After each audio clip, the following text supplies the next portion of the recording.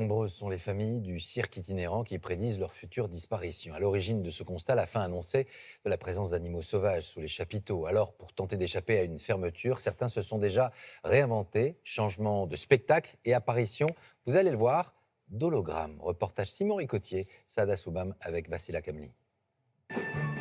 Imaginez un spectacle d'animaux sans animaux.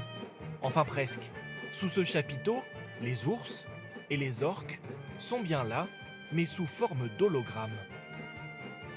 C'est le parti pris de Sandrine et André-Joseph Bouglione dans leur nouveau spectacle de cirque.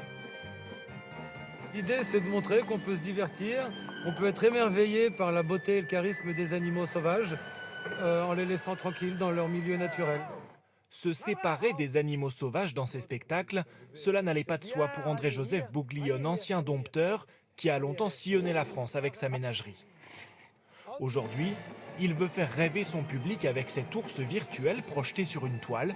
Pour les artistes sur scène avec lui, il faut bien s'adapter. Faire se placer autour de lui et tout. Je leur ai préparé une petite surprise où je vais leur apprendre un pas, ils vont danser ensemble. Et le mouvement a gagné l'Europe. Dans ce cirque allemand, chevaux et éléphants sont virtuels. Pour certains dans le public, la magie fonctionne. J'ai trouvé ça bien. On n'a pas besoin d'animaux. Le spectacle était très bien aussi comme ça, je trouve. Pour les animaux, ce n'est pas génial d'être dans un cirque. Ça m'a beaucoup plu. Quelle bonne idée! Le spectacle en 3D était formidable. Certains parcs à thème osent même aller plus loin, comme ici en Californie. Est-ce que tu me comprends? Des dauphins surentraînés?